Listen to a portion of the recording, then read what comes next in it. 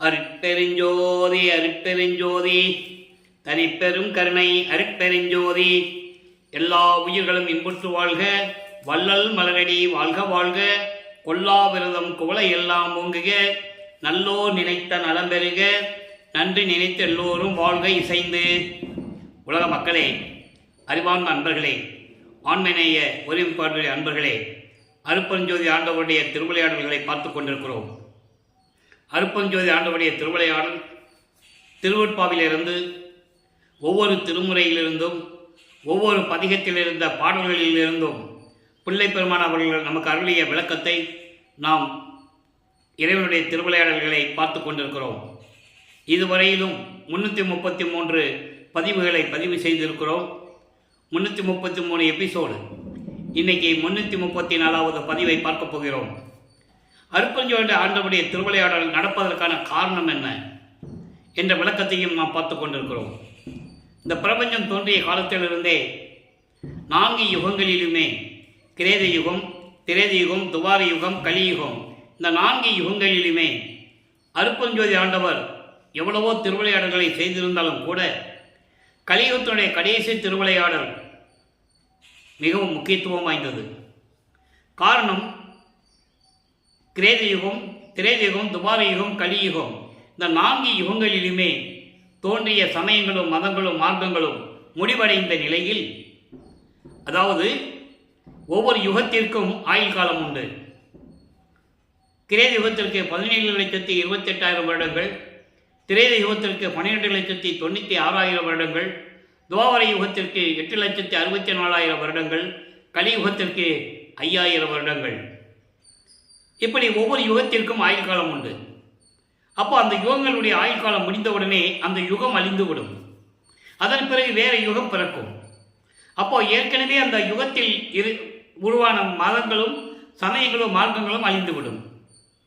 உதாரணமாக, கிரேத யுகத்திலே கலங்க மார்க்கம், திரேத யுகத்திலே திராவக மார்க்கம், துவார யுகத்திலே நவநீத மார்க்கம், கலியுகத்திலே பஸ்ப மார்க்கம். அதன் பிறகு தசா மார்க்கம், சண்புத்திர மார்க்கம், சகம் மார்க்கம், சமய சன்மார்க்கம், இப்படி மார்க்கங்கள் தோன்றின.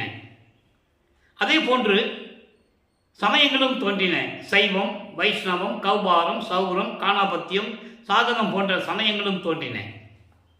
அதே போன்று மதங்களும் தோன்றின. சமணம், பௌத்தம், யூதம், கிறிஸ்தவம், இஸ்லாமியம், இந்து மதம், இப்படி பல மதங்களும் தோன்றின. அப்போ ஒவ்வொரு யுகத்திற்கும் ஆயுள் காலம் உண்டது போல இருக்கின்றது போல இந்த சமயங்களுக்கும் மதங்களுக்கும் மார்க்கங்களும் ஆயுள் காலம் உண்டு.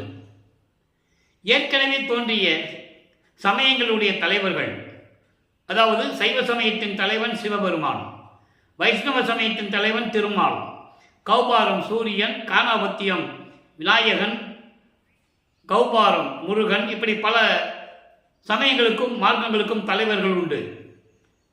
அப்போ அந்தந்த சமயங்களும் மதங்களும் மார்க்கங்களும் அதனுடைய நெறிமுறைகளை பின்பற்றி கொண்டு காலம் காலமாக அதை மக்கள் வழிபட்டு கொண்டிருக்கிறார்கள்.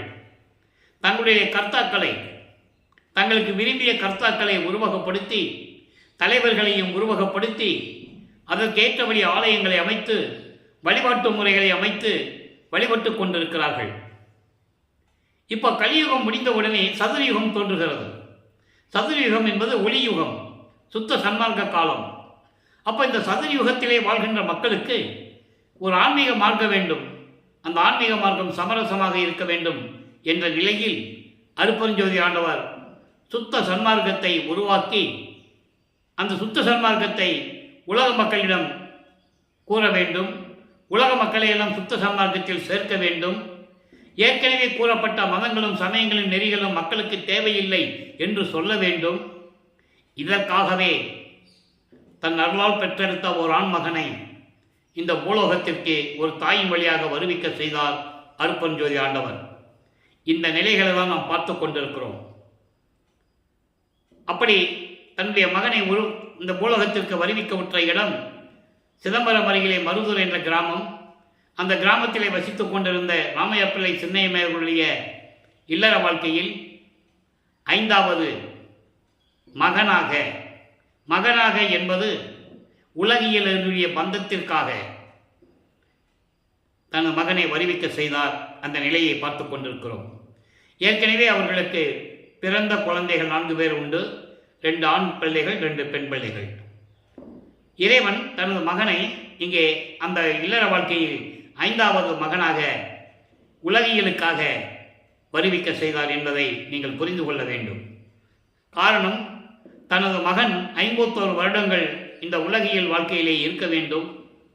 சமயங்களையும் மதங்களையும் மார்க்கங்களையும் பின்பற்றி கொண்டிருக்க வேண்டும். அதன் பிறகு சுத்த சன்மார்க்கத்தை தன் மகனுக்கு கொடுத்த பிறகு இதெல்லாம் தேவையில்லை, பொய் என்று சொல்ல வேண்டும். இந்த நிலைக்காகத்தான் தனது மகனை உலகியலிலே இருந்து அருட்பெருஞ்சோதி வருவிக்க செய்தார் என்பதை நீங்கள் புரிந்து கொள்ள வேண்டும். அப்போ நமது பிள்ளை பெருமானர்கள் வருவிக்க உற்ற நாள் 5/10/1823 ஆண்டு. தனது மகனுக்கு செல்வப்பிள்ளை என்று பெயரிடுகிறார் அருட்பெருஞ்சோதி ஆண்டவர். உலகியலிலே ராமையா பிள்ளையும் சின்னையமேர் அவர்கள் அவருக்கு ராமலிங்கம் என்று பெயரிடுகிறார்கள். அதன் பிறகு மக்களால் திரு அருட்பிரகாச வள்ளலார் என்று அழைக்கப்பட்டார். இப்போ இந்த தாயின் கருவறையிலே நமது குழந்தை இறைவன் இருக்கும்போது அந்த கருவறையிலே என்ன திருவிளையாடல் நடந்தது என்பதை நாம் ஏற்கனவே தெளிவாக பாடல்களின் விளக்கமாக நாம் பார்த்துவிட்டோம். தாயின் கருவறையிலே இருக்கும்போது,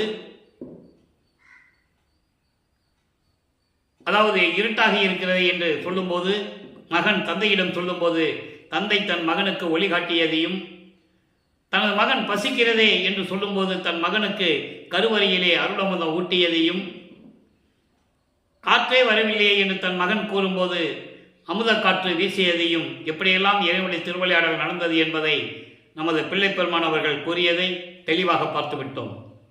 அதன் பிறகு 10 மாதம் கழித்து, அதாவது இறைவனுடைய திருவிளையாடல் 1/1/1823 ஆண்டு தொடங்குகிறது. 30/1/1874 ஆண்டுகள் வரை திருவிளையாடல் நடக்குது. அப்போ அந்த 51 ஆண்டுகளையும் 8 ஆண்டுகளாக பிரித்து தனது மகனுக்கு அருளை கொடுத்து கொண்டிருக்கிறார் என்பதை திருவற்பாவில் இருந்து நாம் பார்த்து கொண்டிருக்கிறோம். அந்த வகையிலே நமது பிள்ளை பெருமானவர்கள் தாயின் கருவறையிலே 10 மாதம் இருந்து இந்த மண்ணுலகத்தை கொடும்போது வானவர்களும் ரிஷிகளும் முனிவர்களும், குறிப்பாக பிரம்மன், திருமால், ருத்திரன் போன்ற பதத்தலைவர்களும் எங்களை எல்லாம் ஆளப்போகும் அருள்கடலை என்று சொல்லி வாழ்த்தி வரவேற்கிறார்கள். அதன் பிறகு 5 மாத குழந்தையாக நமது பிள்ளை பெருமானர்கள் இருக்கும்போது சிதம்பரத்திலே ஒரு திருவிழாவிற்காக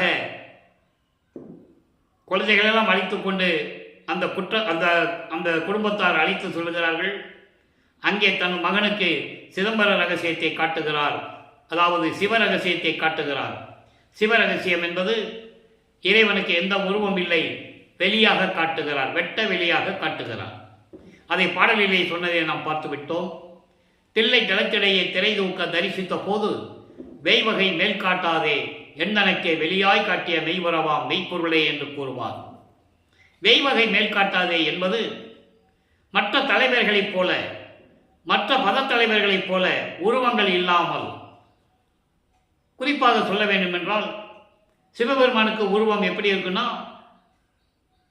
தலையில் சடை இருக்கும், அதில் கங்கை இருக்கும், பிறைசந்திரன் சூடி இருப்பார், கழுத்தில் பாம்பு இருக்கும், கையில் சூலாயுதம் இருக்கும், இப்படி உருவகப்படுத்துவார்கள்.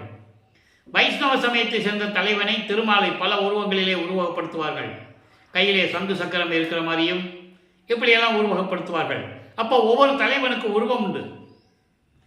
அருட்பெருஞ்சோதி ஆண்டவருக்கு உருவம் இல்லை, வெட்ட வெளியாக இருக்கிறார் என்பதை காட்டுகிறார். அதாவது ஒளி வடிவத்தில் இருக்கிறார், தெய்வ வடிவத்தில் இருக்கிறார் என்பதை தெளிவாக நமக்கு பாடல்களிலே அருளி இருக்கிறார்கள். ஆக தனது மகனுக்கு 5 மாத குழந்தையாக இருக்கும்போது அருட்பெருஞ்சோதி ஆண்டவர் வெளியாக காட்டுகிறார். அதன் பிறகு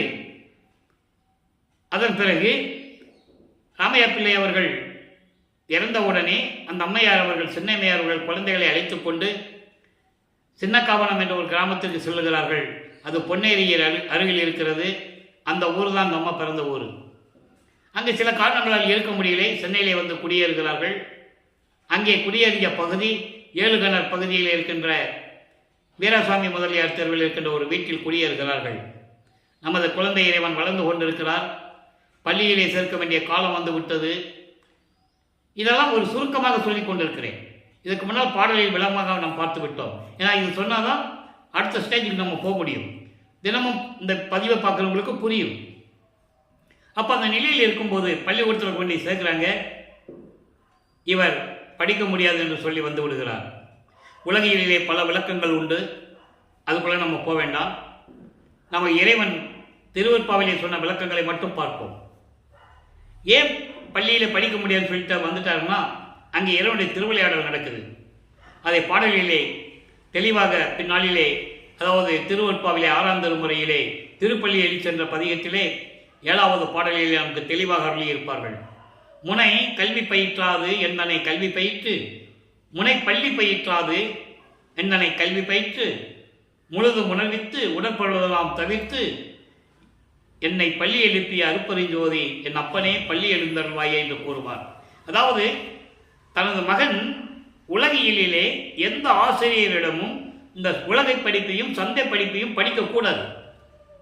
இரண்டாவதாக தனது மகன் யாரையும் இந்த பூலோகத்திலே குருவாக ஏற்றுக்கொள்ளக்கூடாது. இந்த 2 நிலைகளில் இறைவனுடைய திருவிளையாடல் நடந்து கொண்டிருக்கிறது. அதான் சொல்றாரு அந்த பாடலில். என்னை பள்ளிக்கூடத்தில் படிக்க விடாமல் செஞ்சு, அதுக்கப்புறம் சுத்த சன்மார்க்கத்தை கொடுத்து, சாகா கல்வியை கொடுத்து, இந்த பிரபஞ்சத்தின் உண்மைகளை எல்லாம் எனக்கு கற்றுக் கொடுத்து, முத்தேகத்தையும் கொடுத்து, என்னை அறியாமையிலிருந்து நீக்கி, சமயங்களிலும் மதங்களிலும் மார்க்கங்களிலும் சொல்லப்பட்ட நெறிகளில் சிக்கிக்கொண்டு தவித்துக் கொண்டிருந்த என்னை நீக்கி சுத்த சன்மார்க்கத்தை கொடுத்து என்னை ஆண்டு கொண்ட என் அப்பனே அருப்பெருஞ்சோதியே என்று கூறுவார். ஆக பள்ளியில் படிக்காததற்கு காரணம் அங்கே இறைவனுடைய திருவிளையாடல் நடக்குது. இப்படி 8 ஆண்டுகள் வரைக்கும் இந்த நிலை தொடர்ந்து கொண்டிருக்கிறது. அப்போ நமது குழந்தை இறைவன் ஒரு தனிமையான இடத்தை நாடுகிறார். ஒரு தனிமையான இடம் தான் நல்லா இருக்கும்னு அவர் விரும்புகிறார். காரணம், பள்ளிக்கூடத்தில் படிக்க போக முடியலன்னா அந்த குடும்பத்தில் அந்த பிள்ளைக்கு எவ்வளோ நெருக்கடி இருக்கணும்னு நமக்கு தெரியும் இல்லையா? அப்போது ஒரு இடத்தை தேடுகிறார். அதுதான் கந்தகோட்டம். அங்கே ஒரு முருகன் கோயில் இருக்கு. அங்கே போய் உட்காந்துக்கிறாரு. அங்கே வர்றவங்க சொல்லுவாங்க, ஏதாவது பாடுப்பா, முருகனை பற்றி பாடுப்பான்னு சொல்லும்போது முருகனை பற்றி பாடுகிறார். இந்த நிலை தொடர்ந்து கொண்டிருக்கும்போது 8 ஆண்டுகள் முடிந்து விட்டது.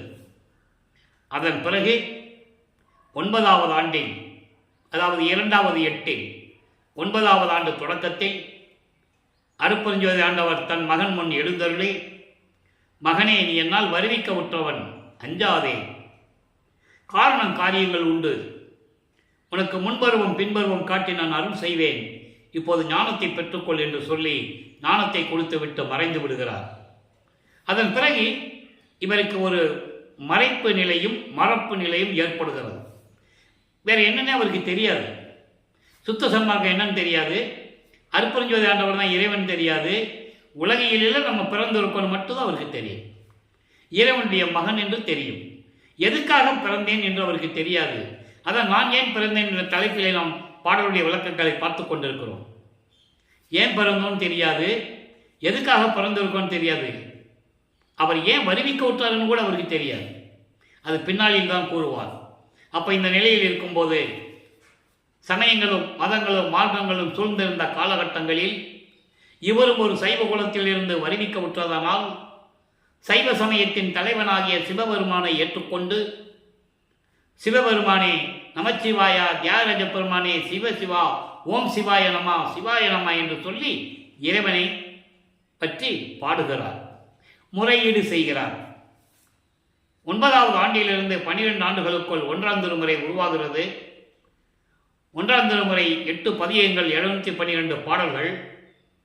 அதிலே 6வது பதிகமான திருவருள் முறையீடிலிருந்து இறைவனுடைய திருவிளையாடலை பார்த்து கொண்டிருக்கிறோம். திருவருள் முறையீடு 232 பாடல்களை கொண்டது. ஒவ்வொரு பாடலிலும் சிவபெருமானை பற்றி எப்படி பாடுகிறார், முறையீடு செய்கிறார் என்பதை நாம் தெளிவாக பார்த்து விட்டோம். அதன் பிறகு தந்தையிடம் முறையீடு செய்தும் எந்த விதமான அருள் கிடைக்கவில்லை என்ற காரணத்தினால் தாயை பற்றி பாடுகிறார், வடிவுடைமனை பற்றி பாடுகிறார். வடிவுடை மாணிக்க மாலை உருவாகிறது. 100 பாடல்களுடைய விளக்கங்களை நாம் தெளிவாக பார்த்து விட்டோம். அதன் பிறகு தந்தையை பற்றியும் தாயை பற்றியும் பாடியும் எந்த விதமான பலனும் இல்லை என்ற நிலையில் இருக்கும்போது சிவநேச வெண்பாய் என்ற பதிகத்திலிருந்து 100 பாடல்களுடைய விளக்கங்களை எப்படி பாடியிருக்கிறார் என்பதை பார்த்து கொண்டிருக்கிறோம். சிவநேச வெண்பாய் என்பது நேரிசை வெண்பா பாடல்கள், இறைவனிடம் நேரடியாக முறையீடு செய்வது. 17வது பாடல் இன்னைக்கு. நல்லா கவனிங்க, அற்புதமான பாடல்கள்லாம் உண்டு. காரணம், வல்லப்பமானவர்கள் வருவிக்கவுற்று 203 ஆண்டுகள் ஆகியும் கூட அவருடைய அருள் நிலைகளையும் திருவருட்பாவில் கூறப்பட்ட உண்மைகளையும் இறைவனுடைய பெருமைகளையும் மக்களிடம் யாரும் கொண்டு போய் சேர்க்கவில்லை என்பதுதான் வேதனையான விஷயம். புராணங்களிலும் காவியங்களிலும் சொல்லப்பட்ட நிலைகளை எல்லாவற்றையும் கூறினார்கள். அந்த நிலையிலிருந்து இப்போ சிவனேசவன் என்பதை பார்த்து கொண்டிருக்கிறோம். இப்போ சமயங்களையும் மார்க்கங்களையும் மதங்களையும் கூறப்பட்ட நெறிமுறைகளை நமது பிள்ளை பெருமானவர்கள் பின்பற்றி கொண்டிருக்கிறார். சைவ சமயத்தின் அடையாளமாகிய திருநீரை பூசிக் கொண்டிருக்கிறார். ஒவ்வொரு சமயத்துக்கும் ஒரு அடையாளம் உண்டு. வைஷ்ணவ சமயத்துக்கு நாமம், கொண்டி நாமம், ஒத்த நாமம், பாத நாமம் இப்படிலாம் சொல்லுவாங்க. வடகலை தென்கலை பல பிரிவுகள் உண்டு. இப்படி ஒவ்வொரு மார்க்கத்துக்கும் ஒரு அடையாளம் உண்டு. அதே போல சைவ சமயத்தின் அடையாளம் திருநீர் பூசிக்கொள்வது, உத்தராட்சமலை போட்டுக்கிறது, காவி கூட கட்டிக்குவாங்க, தாடி வச்சிக்குவாங்க. இது சைவ நிலையுடைய நிலைகள். ஆனால் நமது பிள்ளை பெருமானவர்களை அருட்பெருஞ்சாண்டவர் ஆரம்பத்திலிருந்தே கடைசி வரைக்கும் காவி உடையை அணிய விடவில்லை. அதை நீங்கள் நல்லா புரிஞ்சுக்கிட்டே வரணும். இதெல்லாம் நல்லா கவனிக்கணும். சிவனடியார்கள் காவி உடை அணிஞ்சிக்குவாங்க இல்லையா, உத்தராட்சமலை போட்டுக்குவாங்க, திருநீர் பூசிக்குவாங்க. ஆனால் பிள்ளை பெருமானவர்கள் கடைசி வரைக்கும் சமயங்களில் இருந்தாலும் சரி காவி உடையை அணியவில்லை. அப்போ இந்த நிலையில் இருக்கும்போது இந்த சிவனேசவன் பாடலை பாருங்க, 17வது பாடல். சமயங்களிலும் மதங்களிலும் மார்க்கங்களிலும் சிவபெருமானை வழிபடும் போது எப்படி பாடுகிறார், எப்படி இறைவனை வேண்டினார். அதே பாடலுக்கு இன்னைக்கு நம்ம பார்க்க போறோம். அந்த பாடல், அதே பாடலுக்கு சுத்த சன்மார்க்கத்தை பெற்ற பிறகு அருட்பெருஞ்ஜோதி ஆண்டவரிடம் எப்படி முறையீடு செய்கிறார். அந்த வித்தியாசத்தை நீங்கள் புரிஞ்சுக்கணும். ஏன்னா இது காலகாலமாக ஒரு சர்ச்சை உருவாக்கி கொண்டு இருக்கிறது. சன்மார்க்கத்தில், சுத்த சன்மார்க்கத்தில் திருநீர் பூசலாமா வேண்டாமா, சிவபெருமான கும்பிடலாமா வேண்டாமா, இப்படி நிலைகள் மாறி மாறி ஒரு விவாத நிலையில் இருந்து கொண்டிருக்கிறது. அந்த நிலையை மாற்ற வேண்டும். அது இன்னைக்கு நீங்கள் நல்லா புரிஞ்சுக்கணும். நல்லா பாருங்க. உன்னால் எனக்கு ஆவது உண்டு, உன்னால் எனக்கு ஆவது உண்டு, அது நீ கண்டதுவே. என்னால் உனக்கு ஆவது ஏது உள்ளது, சொன்னால் யான் தந்தார் ஆர்வத்தோடும் தலைமையில் கொண்டு உய்கிப்பேன், எந்தாய் இங்கு ஒன்றும் அறியேன். இறைவா, என்னை இந்த பூலோகத்திற்கு வருவிக்க விட்டு இத்தனை ஆண்டுகளாகியும் எனக்கு அருளை கொடுக்கவில்லை. எனக்கு என்னன்னே புரியல. எதுக்காக நீ வருவிக்க செய்த நிலையும் புரியவில்லை. எதுக்காக ஒரு தாயின் கருவறையை இருக்க வைத்து வெளியே கொண்டு வந்தாய் என்றும் எனக்கு புரியவில்லை. உன்னால் தான் எனக்கு நிறைய விஷயங்கள் ஆக வேண்டியது இருக்கிறது. என்னால் உனக்கு எதுவும் ஆக வேண்டியதில்லை, அது உனக்கு தெரியும். அதான் சொல்றாரு, உன்னால் எனக்கு ஆவது உண்டு, உன்னால் தான் எனக்கு எல்லாமே நடக்க வேண்டும், அது உனக்கு தெரியும். என்னால் உனக்கு எதுவும் தேவையில்லை, ஆக வேண்டியதில்லை. நான் அருளை தருகிறேன் என்று நீ சொன்னால், நல்லா கவனிக்கணும், சொன்னால் எப்படி சொல்ல பாருங்க. நீ சொன்னால், அங்கே நீன்றது மறைந்து இருக்கிறது. நான் உனக்கு மகனே அருளை தருகிறேன் என்று நீ சொன்னால், அந்த வார்த்தையை நான் மிகவும் மகிழ்ந்து ஏற்றுக்கொண்டு தலைமையை சுமந்து கொண்டு என்று சொல்லுவார். அதாவது தலைமையில் சுமந்து கொண்டு என்பது ஏற்றுக்கொண்டு நான் மேல்நிலையை அடைவேன். என் தந்தை இறைவா, தாய்க்குள்ளம் கொண்ட இறைவனே, இந்த பூலோகத்தில் எனக்கு ஒண்ணுமே புரியல. நீ எதுக்காக வருவிக்கை செய்தன்னு எனக்கு புரியல, என்ன காரணம்னு எனக்கு புரியல. என்னால் ஆவது உனக்கு ஒண்ணு இல்லை, ஆனா உன்னால எனக்கு ஆக வேண்டியது இருக்கு, இது உனக்கு தெரியும். எனவே விரைவில் வந்து நீ கருள வேண்டும் என்று கூறுகிறார். இது சமயங்களிலும் மதங்களிலும் மார்க்கங்களிலும் இருக்கும்போது இப்படி கூறுகிறார்.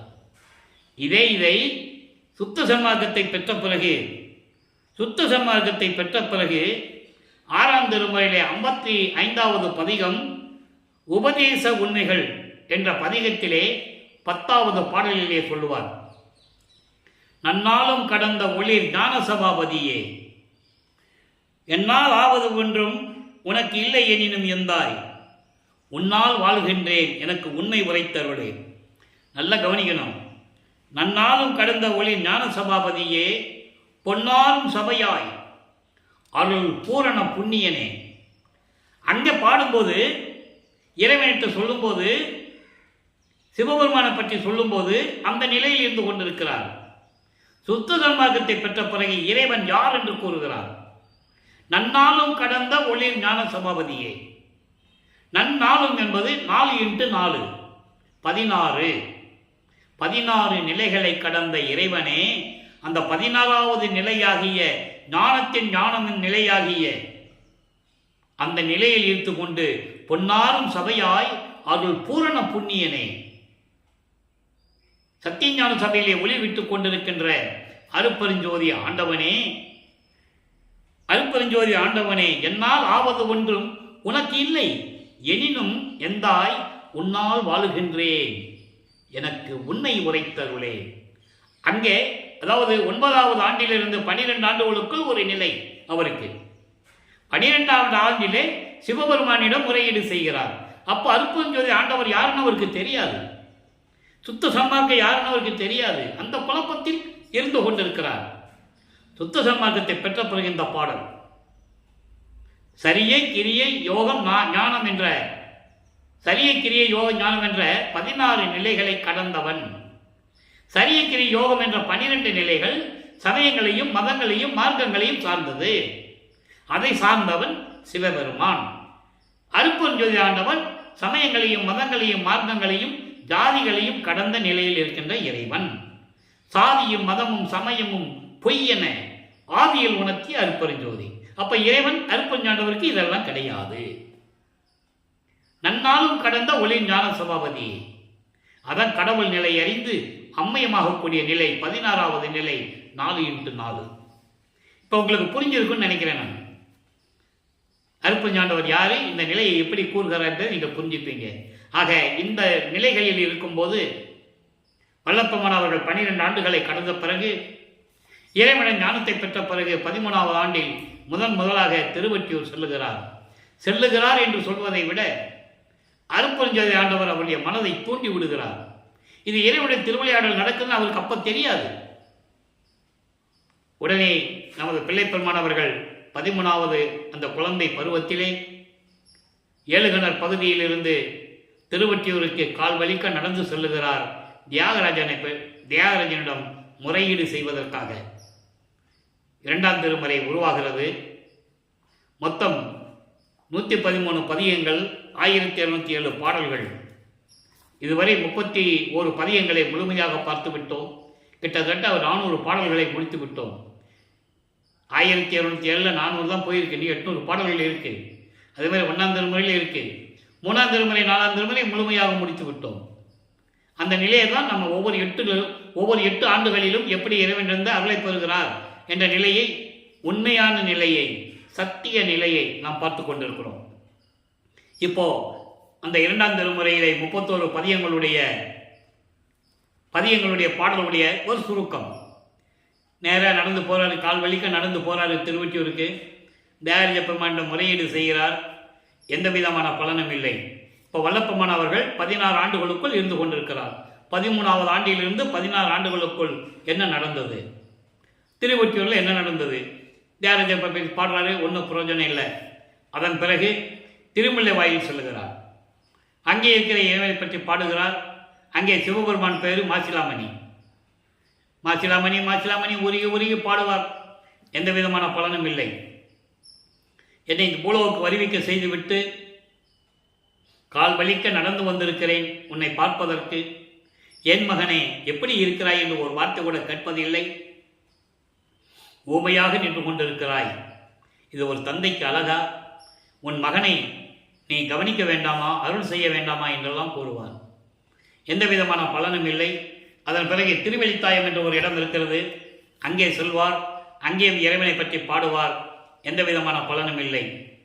அங்கேதான் சொல்லுவார், என்னை வருவிக்க செய்துவிட்டு பூலோகத்திலே துன்பப்பட வைத்துவிட்டு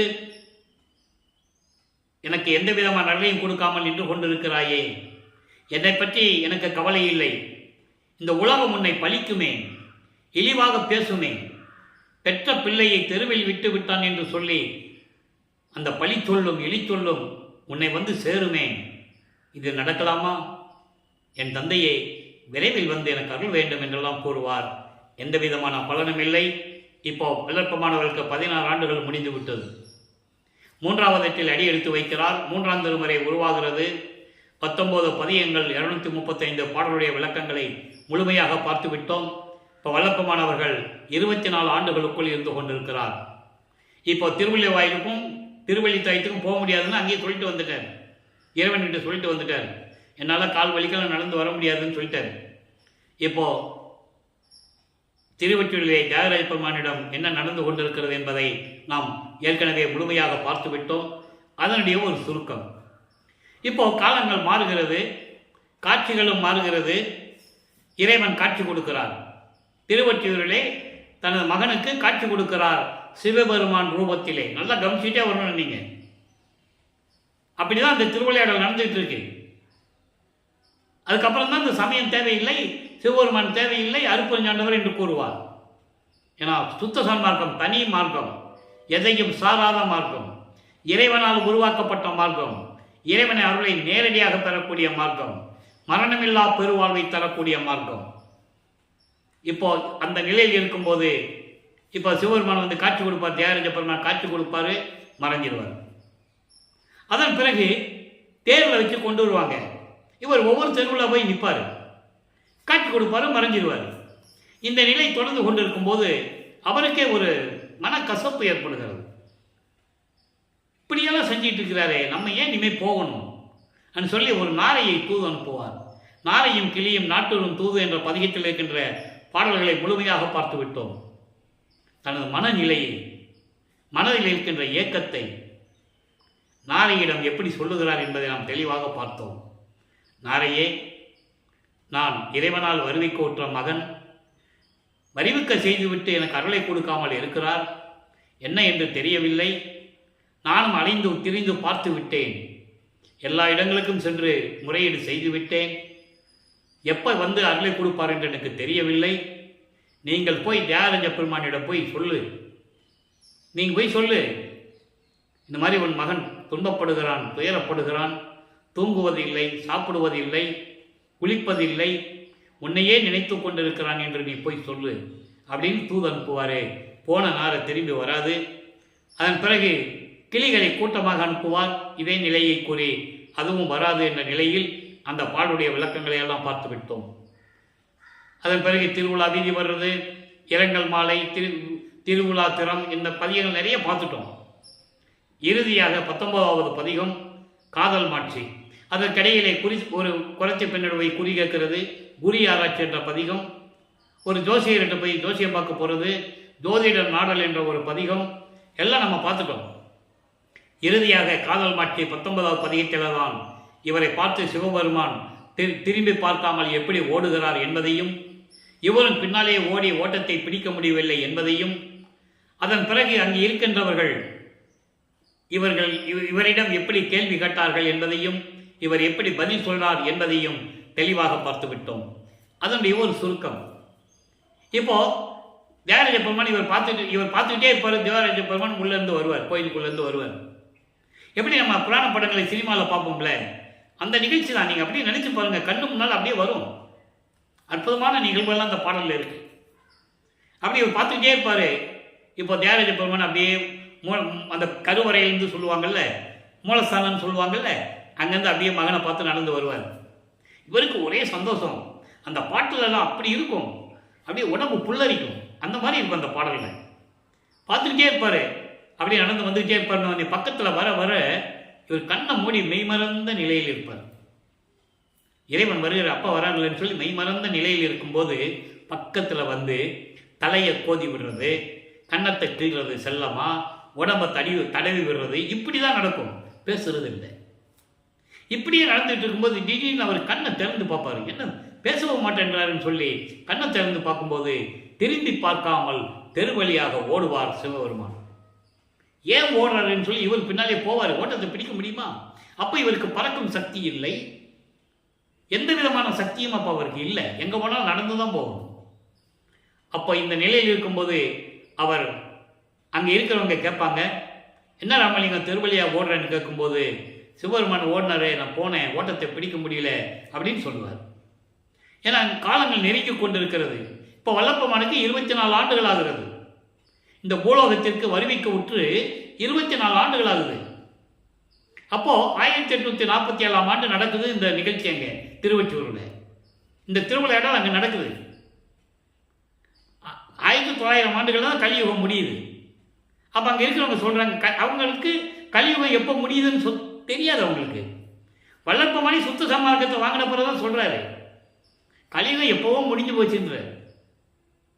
அப்போது இந்த நிலையில் இருக்கும்போது அவங்க கேட்பாங்கல்ல, கலியுகத்தில் நம்ம ஏற்கனவே சொல்லுவோம்ல, கலியுகம் அப்போ என்னமா நடக்குது, இந்த கலியுகத்தில் எதுவுமே நம்ப முடியல, பொதுப்படையாக பேசிக்குவோம்.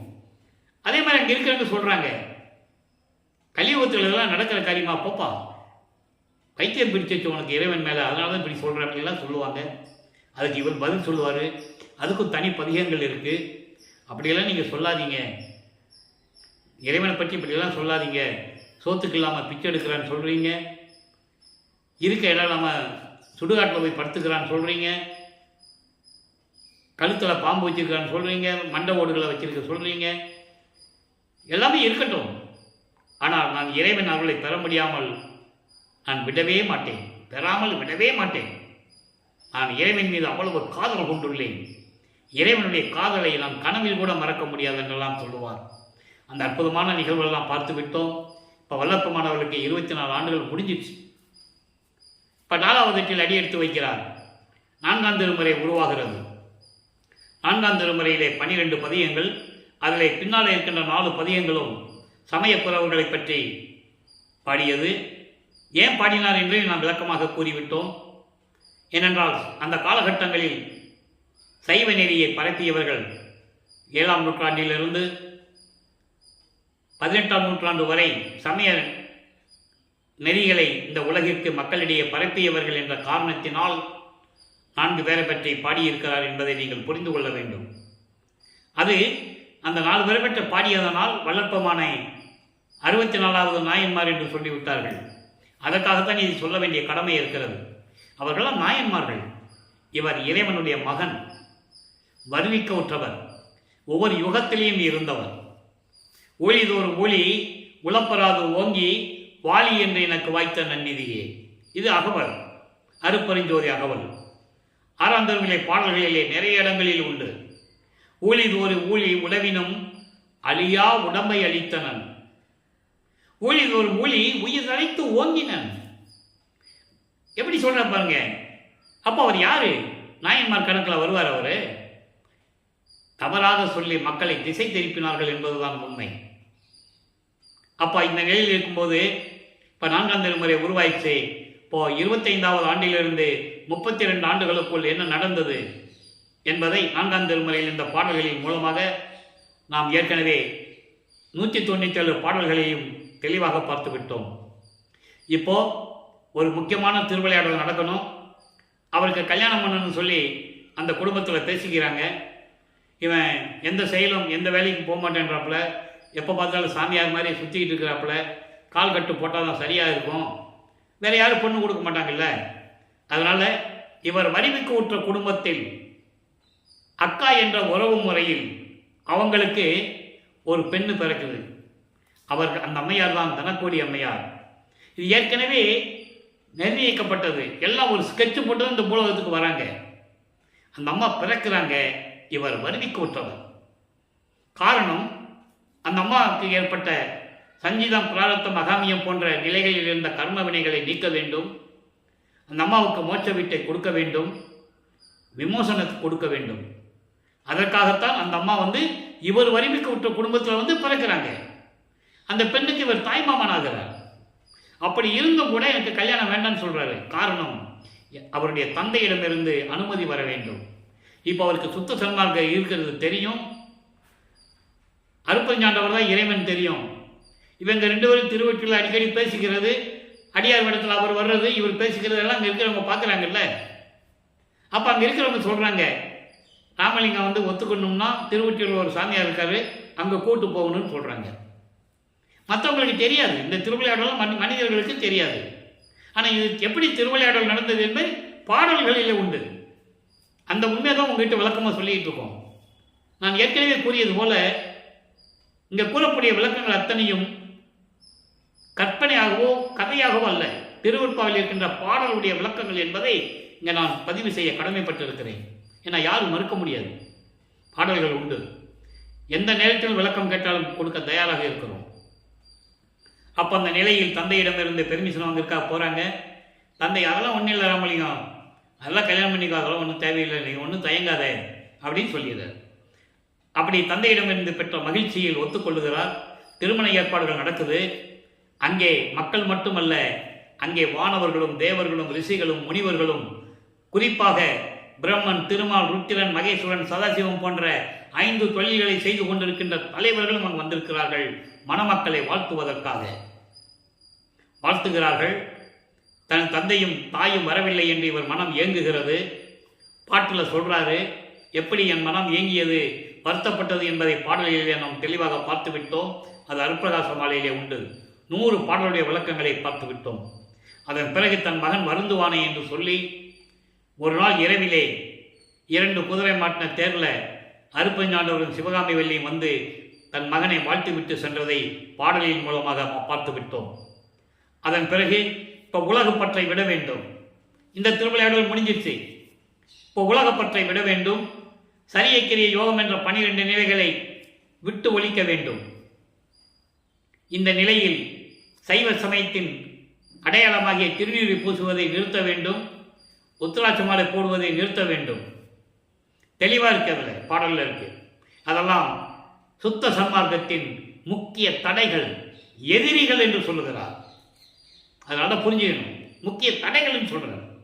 எல்லாமுடைய அற்புதஞ்சோதி அற்புத கடவுளே, இது தொடங்கி எக்காலத்தும் சுத்த சன்மார்க்கத்தின் முக்கிய தடைகள், சமயங்கள், மதங்கள், மார்க்கங்கள் என்பவற்றின் ஆசார சங்கற்ப விகற்பங்களும், வருணம், ஆசிரமம் முதலிய உலகாச்சார சங்கற்ப விகற்பங்களும் எங்கள் மனதில் பற்றா வண்ணம் அருள் செய்தல் வேண்டும்.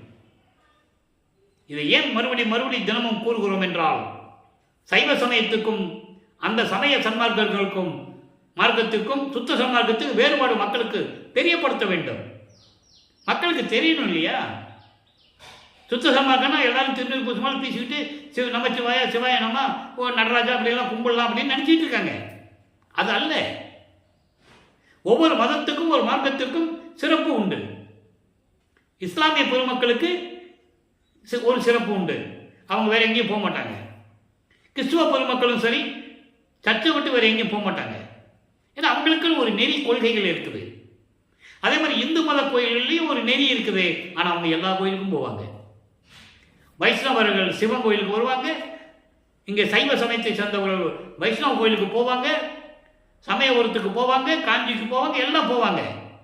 சுற்றி சுற்றி போயிட்டு வந்துட்டு இருப்பாங்க. அதனால் அவங்களுக்கு அந்த முரண்பாடு தெரியவில்லை. அதை தெரியப்படுத்த வேண்டும் என்பதற்காகத்தான் வல்லப்பெருமான் இந்த பூலோகத்திற்கு வருவிக்க விட்டார் என்பதை நீங்கள் புரிந்து கொள்ள வேண்டும். சரி, இப்போ இந்த நிலையில் இருக்கும்போது எல்லாவற்றையும் விட்டுட்டாரு, வெள்ளாடை போட்டுக்கிட்டாரு. இறைவனுடைய குணத்தில் 5வது குணத்தில் இப்போ நிற்கிறார். இறைவனுக்கு 8 குணம் உண்டு.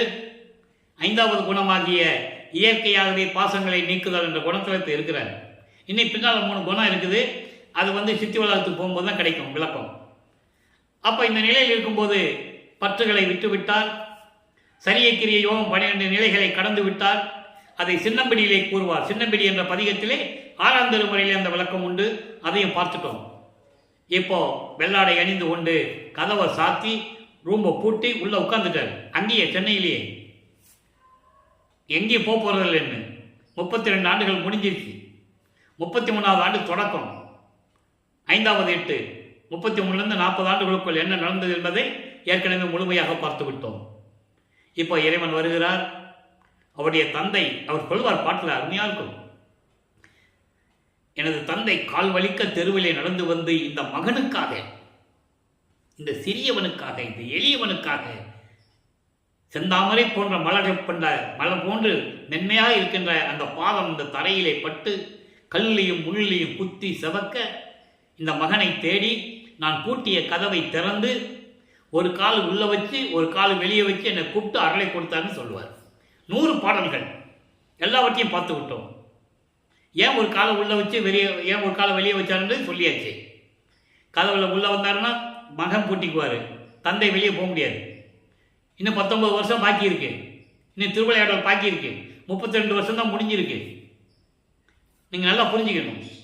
அப்புறம் அந்த மாதிரி அருளையெல்லாம் பெற்றுக்கொண்டால் இப்போ சுத்த சன்மார்க்கத்தை வாங்குவதற்கு அண்டங்களை கடந்து வெளிகளை கடந்து தத்துவங்களை கடந்து அங்கே சிவவெளிக்கு சென்று கொண்டிருக்கிறார் என்பதை விளக்கமாக பார்த்து விட்டோம். பறந்து போயிட்டே இருக்க பாடல் இருக்கு, அருப்பறிஞ்சது அட்டகத்தில் இருக்கு, 6ஆம் திருமுறையில் இருக்கு, எல்லா பாடல்களும் உண்டு, நிறைய பாடல்கள் உண்டு. தத்துவங்களை தனித்தனியாக கடந்தேன், தத்துவாதீத நிலையில் சித்தியல் முழுதும் தெரிந்தேன், அவை மேல் சிவநிலையை தெரிந்திட சென்றேன். தெளிவா இருக்கு. மக்கள்கிட்ட விலைக்கு சொல்லணும், யாரும் சொல்லலையே. அதனால தானே வல்லப்பமான சாமியார்ன்றாங்க. இவங்களே சொல்லுவாங்க, பேசுறவங்களை மேடையிலே பேசுறவங்க, அவர் ஒரு தமிழ் துறவி, அவர் ஒரு பேச்சாளர், ஒரு பத்திரிகையாளர், பாடலாசிரியர், இப்படியே சொல்லி சொல்லி அவரை அப்படியே ஒரு மனிதனுடைய வட்டத்திலேயே கொண்டு வந்து நிப்பாட்டிட்டாங்க. நல்லா புரிஞ்சுக்கணும். நீங்கள் நான் சொல்றதெல்லாம் உண்மை, பொய் கிடையாது. நீங்களே எத்தனை பேர் காது கூட கேட்டிருப்பீங்க, எத்தனையோ மேடைகளை பேசுவேன், டிவியில் வருது, செல்லில் வருது, ஃபேஸ்புக்கில் வருது, வாட்ஸ்அப்பில் வருது, எல்லா இடத்துலையும் வருது இல்லை, எல்லாம் பார்த்துருப்பீங்கல்ல. அந்த நிலையை மாற்ற வேண்டும். இப்போ பறந்து சென்றுட்டு இருக்காரு, பறந்து போயிட்டு இருக்காரு.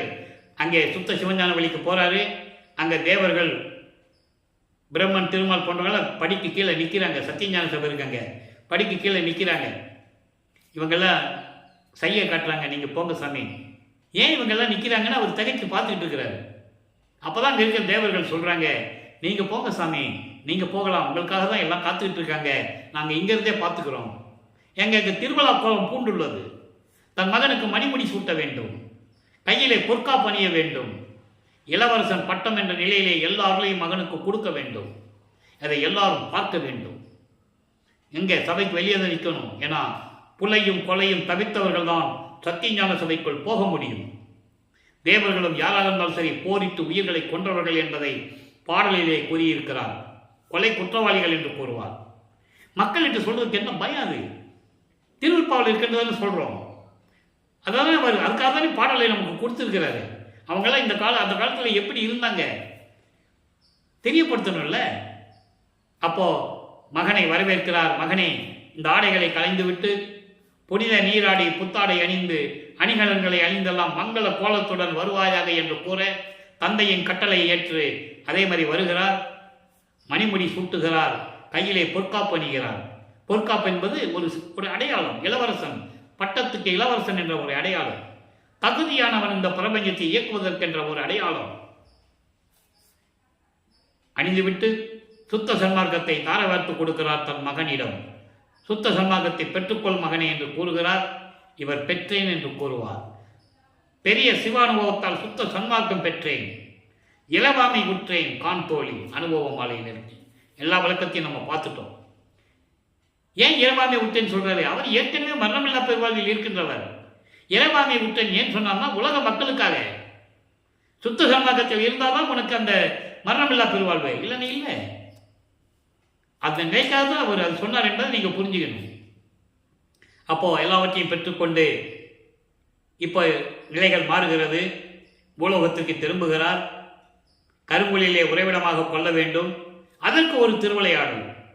நேர சிதம்பரத்திலே எழுந்தருளுகிறார். எழுந்தருளுகிறார் என்பது அங்கே ஒரு காரியம் நடக்கணும். அப்போ கருங்குழியில் இருக்கின்ற அந்த வீட்டு உரிமையாளர் வெங்கட ரெட்டியார் அங்கே பேசிகிட்டு இருக்காரு பரசுராமனோட. அந்த நிலைகள்லாம் நம்ம ஏற்கனவே விளக்கமாக சொல்லிட்டோம். உடனே கருங்குழிக்கு வந்து உட்கார்ந்துக்கிறாங்க. 9 ஆண்டுகள் கருங்குழியில் இருக்கும்போது தந்தையும் மகனும் எப்படி உரையாடினார்கள் என்பதை பாடலின் மூலமாக பார்த்து விட்டோம். வல்லப்பமானவர்கள் இப்போ 6வது எட்டில் இருந்து கொண்டிருக்கிறார். இந்த பூலோகத்திற்கு வருவிக்க உற்று 48 ஆண்டுகள் ஆகிறது. அந்த நிலையில் என்ன நடந்தது என்பதை இப்போ லைவாக பார்த்துட்டு இருக்கோம். இப்போ ஜீவகாருண்ய ஒழுக்கம் உருவாகணும், உலக மக்களுக்கு சொல்லணும். எந்த யுகத்திலேயும் யாராலையும் சொல்லப்படியாத ஜீவகாருண்ய ஒழுக்கத்தை நமது பிள்ளைப்பெருமான் அவர்கள் இந்த உலக மக்களுக்காக அருளி இருக்கிறார்கள் என்பதை இங்கே நான் பதிவு செய்ய கடமைப்பட்டிருக்கிறேன். அப்போ ஜீவகாருண்ய ஒழுக்கம் உருவாகணும்னா ஒரு தர்மசாலை வேணும், தர்மசாலை வேணும்னா ஒரு இடம் வேணும். அப்போ பார்வதி ஒரு மக்கள்கிட்ட ஏற்கனவே பேசியபடி அந்த இடத்தை பெற்றுக்கொண்டு வல்லப்பெருமான் அவர்கள் கரும்புலியை விட்டு அங்கிருந்து விடைபெற்று கொண்டு தான் இருந்த இடத்திற்கு தண்ணீரால் விலக்கழித்த இல்லம் என்ற ஒரு பெயரை ஏற்படுத்திவிட்டு இங்கே பார்வதியூர் மக்கள் கொடுத்த அந்த இடத்திலே ஒரே நாளிலே தர்மசாலையை நிறுவி 23/5/1867 அணை அடுப்பை மூட்டி உணவை சமைத்து வருகின்றவர்களுக்கு பசியை போக்கிக் கொண்டிருக்கிறார். நம்மெல்லாம் படைத்து காத்து கொண்டிருக்கின்ற அருப்பெருஞ்சோதி ஆண்டவராகிய வல்லப்பெருமான் அவர்கள். இந்த நிலைக்கு அப்புறம் சங்கராச்சாரியார் இங்கே வந்தது, அவர்களுக்கு சில அற்புதங்களை எல்லாம் காட்டியது, எல்லா விளக்கங்களையும் பார்த்தோம். அதன் பிறகு 1869 இதெல்லாம் கரும்புலியில் இருக்கும்போது நடக்குது. அதனால் ஒவ்வொன்றா நம்ம சொல்ல வேண்டிய கடமை இருக்கிறது. 1863 நீதிமன்றத்திலே வழக்கு. அதை போட்டவர் ஆறுமுக நாவலார் என்ற ஒரு புலவர், முத்துசாமி ஐயர் என்ற ஒரு வழக்கறிஞரை நியமித்து வழக்கு பதிவு செய்து விட்டார். வடலூரிலே ராமலிங்கம் என்ப ஒருவர் எந்த கல்லூரியிலும் இலக்கணம் இலக்கியம் படிக்காமல் பிழைகளோடு பாடல்களை ஏற்றிக்கொண்டு அதை திருவற்பா என்றும் திருமுறைகள் என்றும் அழைத்து கொண்டிருக்கிறார். அது மக்களுக்கு ஏற்றதல்ல. நாங்கள்லாம் ஜாதிகளையும் மதங்களையும் மார்க்கங்களையும் பின்பற்றி கொண்டிருக்கிறோம் காலங்காலமாக. எங்களை இழிவுபடுத்துகிறார். எனவே அந்த பாடல்களை எல்லாம் மறுப்பா என்று அறிவிக்க வேண்டும் என்று வழக்கு போட்டாச்சு. வாதியை விசாரிச்சாச்சு. பிரதிவாதி தான் நமது பிள்ளைப்பெருமான் அவர்கள். எங்கன்னு தேடுறாங்க, ஆள் இல்லை. உடனே நீதிபதி சொல்கிறார், ஊழியர்கிட்ட கூப்பிடுப்பா அவரை அப்படின்னு சொல்லுவார். இன்றைக்கி அந்த வழக்கம் நீதிமன்றத்தில் 3 தடவை கூப்பிடுவாங்க, பேர் வச்சு கூப்பிடுவாங்க. உடனே எழுந்தருளுகிறார் நமது இறைவன் பிள்ளைப்பெருமான் அவர்கள். நீதிபதி பார்க்கிறார், இவர் காட்சி கொடுக்கிறார். நீதிபதி எந்திரிச்சு நிற்கிறார். ஏன் நிற்கிறாரு? அங்கு சூட்சமமான விளக்கங்கள். இறைவன் இந்த அடியனுக்கு கொடுத்த விளக்கம் அது. சைக்கிளாக நீங்கள் லாஜிக்காக நினைச்சு பாருங்க. பிரதிவாதியை பார்த்து நீதிபதி எந்திரிச்சு நிற்கணும்னு அவசியம் இல்லை. அப்போ அங்கே என்னமோ நடந்திருக்கு இல்லையா? அப்போ காட்சி கொடுக்கிறார். நீதிபதி உணர்கிறார். வாதங்கள் தொடர்கிறது. நீதிபதி திருவற்பாதான் மக்களுக்கு ஏற்றது என்று தீர்ப்பளிக்கிறார். திருவற்பாவை மறுப்பா என்று அறிவிக்க முடியாது, இந்த வழக்கை தள்ளுபடி செய்கிறேன் என்று சொல்லி தள்ளுபடி செய்கிறார். எல்லாம் எந்திரிச்சு நின்னா வழக்கெல்லாம் தள்ளுபடி ஆகாது. விசாரணை நடக்க வேண்டும். அதை உண்மைகள் எல்லாம் அறிய வேண்டும், ஆராய வேண்டும். எல்லா நிகழ்ச்சிகள் இருக்கு. அப்போ இந்த நிலையில் மகத்தான தீர்ப்பை பெற்றுக்கொண்டு தர்மசாலையிலே வந்து அமர்கிறார் நமது இறைவன். அதன் பிறகு உத்தரஞான சிதம்பரம் மாலை, அதாவது நடராஜபதி மாலை, சத்குருமணி மாலை, நிறைய பாடல்கள் விளக்கங்களை நம்ம பார்த்துட்டோம். சமாதியை வற்புறுத்தல் என்ற தலைப்பையும் பார்த்தோம். எல்லாவற்றையும் பார்த்து முடித்து விட்ட பிறகு இப்போ லைவா 6ஆம் திருமுறையிலே பதிகம் 7 பிறப்பு அவம் பொறாது பேதுறுதல் என்ற ஒரு பதிகம். சுருக்கமாக சொல்லப்போனால் இந்த இந்த பிறவி நான் ஏன் எடுத்தேன் அப்படின்ற நிலையிலே இறைவனிடம் கேட்பார். நான் ஏன் பிறந்தேன் என்ற நிலையிலே கேட்பார். அது விளக்கத்தை கூற வேண்டிய கடமை இருக்கிறது. காரணம், சமயங்களிலும் மதங்களிலும் மார்க்கங்களில் இருக்கும்போது அவருடைய நிலை எப்படி இருந்தது, அதே நேரத்தில் அவருடைய மனம் கலக்கம் எப்படி, அதை உலக மக்களுக்கு தெரியப்படுத்த வேண்டும் என்ற நிலையில் அந்த விளக்கத்தை கூற வேண்டிய கடமை இந்த வள்ளலார் ஒளி எனக்கு உண்டு. பாடலை பாருங்க. இன்னைக்கு 7வது பாடல். பொருள் அறியேன், பொருள் அறிந்தார் போன்று நடித்து இங்கே பொங்கி வழிந்து உடைகின்றேன், பொய் அகத்தேன் புலையேன். 8 வரி பாடல். முதல்ல 2 வரியா பார்ப்போம். அதாவது பொருள் அறியேன், மெய்ப்பொருள் பற்றி எனக்கு தெரியாது. இறைவன் யார் என்ற நிலையை அப்போ எனக்கு தெரியாது. எப்போ? சமயங்களையும் மதங்களையும் மார்க்கங்களையும் சார்ந்திருந்த போது. அதோடு மட்டும் எல்லாமே தெரிஞ்சவர்கள் போல நான் நடித்து இந்த பூலோகத்தில் பொங்கி வழிந்து உடைகின்றேன். அளவில்லாத துன்பப்பட்டேன். ஏடப்பட்ட இளைஞர்கள், துயரங்கள், இடர்பாடுகள் எல்லாவற்றையும் நான் அனுபவித்துக் கொண்டிருந்தேன். பொய் அகத்தேன். பொய்யான மனது உடையவன், தீயவன். அதோடு மட்டுமல்ல, மருள் அறியா திருவாளர் உள்ளம் கயக்க தெரிவேன். மருள் அறியார் திருவுள்ளம் என்பது அப்போ மாயைகளையும் மயக்கங்களையும் நீக்கிய சிவனடியார்கள் அவருடைய உள்ளம் கசக்கும்படி, அவர்கள் உள்ளத்திலே என்னை பற்றி தவறான கருத்துகள் உண்டாகும்படி நான் நடந்து கொண்டிருந்தேன். அந்த நிலையில் நான் இருந்து கொண்டிருந்தேன். என்னை யாரும் விரும்புவது இல்லை. அதற்கு மாறாக என்னை கேலியாக பார்த்தார்கள், கிண்டல் செய்தார்கள், ஏளனமாக பார்த்தார்கள். அப்படி இருந்தேன். வை உண்டும் உழவாத மாடு எனவே தடித்தேன். மாட்டுக்கு வக்கீல் போட்டு வளர்க்க, அதை வைக்கோல் போட்டு வளர்க்குறாங்க. அது உழவு கூட உதவாமல் இருக்கு. வைக்கோல் போட்டு வளர்த்தும் அந்த மாடு உழவிற்கு உதவாமல் இருக்கிறது. அதுபோல நான் இங்கே பூலோகத்தில் வருவிக்க உற்று மற்றவர்களுக்கு பயனில்லாமல் இருந்து கொண்டிருக்கிறேன். அவ்வளவு அற்புதமா சொல்றாரு பாருங்க. ஒரு உதாரணத்தை சொல்லி அதுக்கு விளக்கமும் தராரு. அடுத்து சொல்லிட்டு பாருங்க, வெறில் அறியா கொடுமனத்தேன், எல்லாவற்றையும் சூழ்ந்து கொண்ட மனமுடையவன், அறியாமை, இயலாமை, பயம், இப்படி மனதிலே வைத்துக் கொண்டிருந்தேன். விழலுக்கு இறைத்து கழிப்பேன், வீணாக பொழுதை போக்கிக் கொண்டு இருந்தேன். அதோடு மட்டுமில்லை, வீணர்களோடு வேறு சேர்ந்து கொண்டிருக்கேன். நானும் வீணா போனதை விட வீணா போனவங்களோடு சேர்த்துக்கிட்டு இருக்கேன். விளக்கு அனைத்தும் புரிவேன். விளக்கு என்பது இங்கே செய்யக்கூடாத காரியங்கள், செய்ய முடியாத காரியங்கள், செய்யக்கூடாத காரியங்கள், அவற்றையெல்லாம் செய்து கொண்டிருந்தேன். தெருள் அறியேன். அருள் என்றால் என்ன, அதை எப்படி அருள் பக்குவத்தை அடைவது என்ற நிலையில் தெரியாமல் இருந்து கொண்டிருந்தேன். அப்படிப்பட்டவன் நான். இந்த உலகிடை நான் ஏன் பிறந்தேன்? பதில் சொல்லு. நீ வருவிக்க விட்டுன்னு சொல்லிட்டு போயிட்ட. எதுக்காக இந்த பூலோகத்தில் எதுக்காக நான் கொண்டு வந்த? நினது திருவுள்ளத்தை அறிந்திலேன். உன் உள்ளத்தை நீ என்னதான் நினைச்சிட்டு இருக்க? என்னை பத்தி எதுவுமே தெரியாம ஒரே குழப்பத்தில் இருக்கிறேன். தெய்வ நடத்தவனே, சுத்த சிவஞான வெளியிலே திருவிளையாடல் செய்து கொண்டு, அருள் நடனம் செய்து கொண்டு, இந்த உலகை இயக்கிக் கொண்டிருக்கின்ற என் தலைவனே, என் தந்தையே, அருப்பெருஞ்சோதியே, இதற்கு நீ விளக்கம் சொல்லு என்று கூறுகிறார். அதற்கு பதில் பின்னாலே இருக்கு. பதிகம் 20 பிள்ளை பெரு விண்ணப்பம், அதிலே 70வது பாடல். நல்லா கவனிக்கணும். இந்த பூலோகத்தில் ஏன் பிறந்தேன் பதில் சொல்லுன்னு சொன்னார்ல, அதுக்கு பிறகு பிள்ளை பெரு விண்ணப்பத்தில் எப்படி சொல்றாரு? தரை தளத்து என்னை எளிமையும் பிரியா தம்பிரான் அல்லையோ,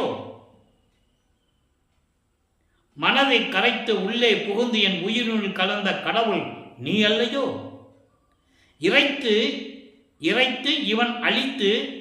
நல்லா கவனிக்கணும், அற்புதமான வரிகள். இறைவன் கொடுத்த விளக்கம் இது, யாராலையும் சொல்ல முடியாது. இறைவனுடைய தயவையும் கருணையும் பெற்றிருந்தால்தான் இந்த சுத்த சன்மார்க்க விளக்கம் கிடைக்கும்.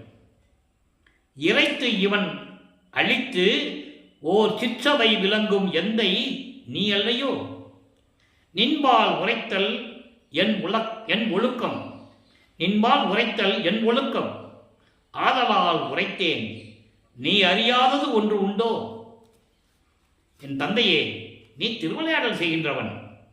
என்னையே இந்த பூவுலகுக்கு அறிவிக்க செய்து 32 ஆண்டுகள் வரையும் திருவிளையாடல் செய்து என்னை சமயங்களிலும் மதங்களிலும் மார்க்கங்களில் இருக்க வைத்து எப்படியெல்லாம் திருவிளையாடல் செய்தாய் என்று எனக்கு தெரியும். தரைத்தளம் என்பது இந்த பூலோகம். இந்த பூலோகத்திலே என்னை வருவிக்க செய்து, அதோடு மட்டுமல்ல, எளிமையும் தவிர்த்து என் உள் பிரியாது இருக்கின்ற இறைவா நீ அல்லவா, என் தந்தை நீ அல்லவான்னு சொல்கிறார். 7 நிலைகளும் என்பது 7 வகையான பிறப்பு இறக்கூடிய நிலைகள். அதை அகவலிலே கூறுவார். ஊர்வன, பரப்பன, உருவன, நடப்பன. இந்த 4ஐயும் சொல்லிட்டு 5வது சொல்லுவார், நீர்நிலைகள் வாழக்கூடிய உயிரினங்கள், மனிதர்கள், தேவர்கள். 4, 3, 7. ஊர்வன என்பது ஊர்ந்து செல்லக்கூடிய உயிரினங்கள், பரப்பன பறந்து செல்லக்கூடிய உயிரினங்கள், உருவன என்பது தாவரங்கள், நடப்பன நடந்து செல்லக்கூடிய உயிரினங்கள், அதோடு மனிதர்கள், தேவர்கள், நீரில் வாழக்கூடிய உயிரினங்கள். இந்த 7 வகைகளுடைய பிறப்பு இறப்புகளிலிருந்தும் என்னை நீக்கி என்னை பிரியாது இருக்கின்ற இறைவன் நீ அல்லவா. அதை ஒரு பாடலிலே சொல்லுவார் அருட்பெருஞ்சோதி அகவலிலே, எம்மையும் என்னை விட்டு எம்மையினும் என்னை விட்டு இறையும் பிரியாது. அம்மையும் அப்பனுமாம் அருட்பெருஞ்சோதி. எந்த காலகட்டத்திலும் எந்த சூழ்நிலையிலும் என்னை விட்டு சிறிதளவு கூட இறையும் பிரியாது. சிறிதளவு கூட பிரியாமல் இருப்பது யார்? எனக்கு தந்தையாகவும் தாயாகவும் விலகிக் கொண்டிருக்கின்ற அருட்பெருஞ்சோதி என்று கூறுவார். அதை இங்கே கூறுகிறார். தரைதளத்து என்னை எளிமையும் பிரியா தம்பிரான் அல்லையோ நீ. மனதை கரைத்து என் மனதை கரைத்து உள்ளே புகுந்து என் உயிரினுள் கலந்த கடவுள் அல்லவா நீ. சுத்த சமாகத்தை பெற்ற பிறகு அப்படிப்பட்ட இறைவன் இங்க சொல்லு பாருங்க, இறைத்து இவன் அழித்து. இவன் என்பது இங்க 3 சொல்லி என்னன்னா இவன் இவன் என்பது இங்கே, இங்கே என்பது பூலோகத்தில். பூலோகத்திலே என்னை வருவிக்க செய்து எனக்கு எல்லார்களையும் கொடுத்து இறைத்து இவன் அழித்து என்னை இந்த பூலோகத்திற்கு ஒரு தாயின் வழியாக வருவிக்க செய்து எல்லா அருள்களையும் கொடுத்து சிற்றவையில் விளங்கிக் கொண்டிருக்கின்ற என் தந்தை அல்லவா நீ. எந்தை நீ அல்லையோ, என் தந்தை அல்லவா நீ. சிற்றவை, சிற்றவை என்பது ஆன்ம பிரகாசம், மெஞ்ஞான சன்னதி என்று கூறுவார். அதான் சிற்றவை. பொற்றவை என்பது ஆன்ம ஆகாசம். இது அண்டங்களிலே ஆன்ம ஆகாசம். பிண்டத்திலே சிற்றவை என்பது புருவமத்தி, பொற்றவை என்பது உச்சந்தலை. இது பிண்டத்திலே உண்டு. ஒவ்வொன்றுமே பிண்டத்திலேயும் அண்டத்திலேயும் உண்டு. பிண்டத்திலே அகரம் உகரம் என்று சொல்லுவார், ஆன்மாவும் ஜீவனும். இப்படி ஒவ்வொரு நிலைகளும் உண்டு. அகம் அகப்புறம், புறம் புறப்புறம். பிண்டத்திலே அகம் என்பது ஆன்மா, அகப்புறம் என்பது ஜீவன், புறம் என்பது ஐம்பொறிகள், புறம்புறம் என்பது அந்த கரணங்கள், மனம் சித்தம் புத்தி அகங்காரம். பிண்டங்களிலே வரும்போது அகம் என்பது அக்கினி, அகப்புறம் என்பது சூரியன், புறம் என்பது சந்திரன், புறப்புறம் என்பது நட்சத்திரங்கள், ஒளிப்பொருள்கள் என்று கூறுவார். அதை இங்கே சொல்றாரே, அப்படிப்பட்ட இறைவன் நீ இறைத்து இவன் அழித்து. இறைத்து என்பது இந்த பூலோகத்திற்கு என்னை ஒரு தாயின் வழியாக வருவிக்க செய்து அருளை கொடுத்தது நீ அல்லவா. நீ என் தந்தை அல்லவா, சிற்றவையிலே விளங்கிக் கொண்டிருக்கின்ற என் இறைவன் அல்லவா. சொல்லிட்டு சொல்ற பாருங்க, உன்னிடம் இதை சொல்லுவது எனக்கு கடமை, என் கடமை. உன்னிடம் தான் சொல்ல முடியும், வேற யாரிடம் நான் போய் சொல்லுவேன்? மற்றவர்களெல்லாம் உனக்கு நிகரானவர்கள் அல்ல. அவர்களெல்லாம் செத்து செத்து பிறக்கும் தேவர்கள், என் முன் வழியில்லை என்று கூறுவார். அப்படிப்பட்ட இறைவன் அல்லவா நீ. அதனால் தான் உங்ககிட்ட சொன்னேன், அதனால் உரைத்தேன். நீ அறியாதது ஒன்று உண்டோ? உனக்கு தெரியாத என்ன இருக்கு? எல்லாமே உன்னால தானே நடக்குது, உன்னுடைய திருவிளையாடல் தானே எல்லாமே நடக்குது என்று கூறுகிறார். 119வது பதிகம் ஜோதியில் ஜோதி, இன்னைக்கு 1வது பாடல். இப்ப நம்ம இத்தனை விளக்கங்கள் பார்த்தோம்ல, ரொம்ப எளிமையா சொல்லிட்டார். இறைவன் யாரு, அவர் எப்படி எனக்கு அருளை கொடுத்தார், இவ்வளவு விளக்கங்களுக்கு இங்க ஒரே வரியில சொல்றார் பாருங்க. சிவமே பொருள் என்று தேற்றி என்னை சிவவெளிக்கு ஏறும் சிகரத்தில் ஏற்றி சிவமயமாக்கி கொண்டது பாரி திருச்சிற்றம்பலத்தை திருநட ஜோதி. என்ன விளக்கம் தெரியுமா? இதுக்கு மட்டும் 1 வருஷம் சொல்லணும் விளக்கம். சிவமே பொருள் என்று தேற்றி, சிவம் என்பது அருட்பெருஞ்சோதி. ஏற்கனவே சொல்லியிருக்கோம், சிவன் வேறு சிவம் வேறு. சிவன் என்பது சமயங்களையும் மதங்களையும் மார்க்கங்களையும் சார்ந்த சிவபெருமான். சிவம் என்பது இந்த சமயமும் மதமும் சாதியும் பொய் என்று சொன்ன இறைவன் அருட்பெருஞ்சோதி. சாதியும் மதமும் பொய் பொய்யே, பொறித்த மதம் சமயம் பொய் பொய்யே. ஞானசரியில் சொல்லுவார். அது மட்டுமா, உடைந்த சமய புலி நின்று எழுந்து உணர்மின் அழியா ஒரு நெறியாம் தன்மார்க்க திருநெறி பெற்று வந்தே. சாக்கடையில விழுந்துட்டு நீ வருத்தப்படாத, வெளியே வா, நான் தூக்கி உன்னை சுத்தப்படுத்தி வெள்ளாடை கொடுத்து சுத்த சன்மார்க்கத்தை கொடுக்கிறேன்னு சொல்லுவார். வெறிக்கும் சமய குழியில் விளந்தேன் தன்னை விழாத வகை மறித்து ஒரு பேரறியளித்த வள்ளல் கொடி. கொடிப்பாட்டில் வரும், அதை நம்ம பின்னால் விளக்கத்தில் பார்க்க போறோம். சமயக்குழி சாக்கடைன்னு சொல்லுவார். அந்த நிலையில் இருக்கும்போது எல்லாவற்றையும் என்னை ஏற்றி என்னை சிவவழிக்கு ஏற்றி அதுதான் சுத்த சிவநிலை தெரிந்திட சென்றேன்னு சொல்லுவார் அருட்பெருஞ்சோதி அட்டகத்தில். 16வது நிலைக்கு என்னை கோட்டு போய் அங்கே சிவமாக்கி கொண்டது. என்னை அருட்பெருஞ்சோதி ஆண்டவராகவே ஆக்கிவிட்டார். பாரி உலக மக்களே எல்லாம் கேட்டுக்கங்க, நான் இறைவனாகிவிட்டேன்.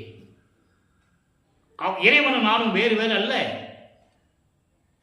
பாடல சொல்வார், மெய்யர்கள் வியப்பில் சொல்வார், நீயும் நானும் ஒன்று என உரைத்த நல்குஞ்சோதியே. மகனே நீ வேறு நான் வேறு இல்லை, நம்ம 2 பேரும் ஒன்றுதான் சொல்றாரு என் தந்தை என்று சொல்லுவார். அதான் இங்க சொல்றாரு, என்னை சிகரத்தில் ஏற்றி சிவமாக்கி கொண்டது பாரி. சிவமாக்கி கொண்டதனால் நான் என்னை அருட்பெருஞ்சோதி ஆண்டவராகவே ஆக்கிவிட்டார் எனது தந்தை. அந்த நிகழ்வு நடந்ததுதான் மேட்டுக்குப்பத்திலே சித்தி வளாகத்திலே 30/1/1874 இரவு 12 மணிக்கு நடக்குது. இறைவன் தான் ஆக்கிக் கொள்ளுகிறார். சிவமாக்கி கொண்டது. நல்லா கவனிக்கணும். சிவமானேன் என்று சொல்ல மாட்டார், சிவமாக்கி கொண்டது. அருட்பெருஞ்சாண்டவர் மகனோடு கலக்கிறார். ஏனென்றால் ஒரே இறைவனாகவே இருக்க வேண்டும். அருட்பெருஞ்சாண்டவர் தான் பிரிந்த சக்தியோடு 51 ஆண்டுகள் மகனாக உலாவ விட்டு, இந்த பூலோகத்திலே ஒரு மகனாக உலாவ விட்டு அந்த சக்தியோடு மீண்டும் இணைந்து கொள்ளுகிறார். அன்றுதான் சுத்த சன்மார்க்க காலம் தொடங்குகிறது. அதை தெளிவாக கூறுகிறார். 1873வது ஆண்டிலே சுத்த சன்மார்க்க காலம் தொடங்குவதற்கு இனிமே 12 மாதங்கள் இருக்கின்ற சொல்லுவார். அந்த கணக்கு பார்க்கும்போது 30/1/1874. அதை சிவமாக்கி கொண்டது பாரியன் என்று சொல்லுகிறார். ஆக இறைவனாக்கி விட்டார் எனது தந்தை என்று கூறுகிறார். எனவே அன்பர்களே, இன்று பார்த்த திருவிளையாடலுடைய பதிவு உங்களுக்கு புரிந்திருக்கும் என்று நான் கருதுகிறேன். தினமும் பார்க்க வேண்டியிருக்கிறது. 5 ஆண்டுகளாக நாம் திருவருட்பாவுடைய விளக்கங்களை கூறிக்கொண்டிருக்கிறோம். இன்னும் குறைந்தபட்சம் 3 ஆண்டுகளாவது இறைவனுடைய திருவிளையாடல்களை சொல்ல வேண்டும். நான் தயவு செய்து கூறுகிறேன், வேற எந்த காரணமும் கிடையாது. மக்களிடம் திருவருட்பா விளக்கம் போய் சேர வேண்டும் என்ற நோக்கத்தில்தான் இறைவனுடைய கட்டளைப்படி அவரின் தயவையும் கருணையும் பெற்றுக்கொண்டு உங்களிடம் பேசிக் கொண்டிருக்கிறேன்.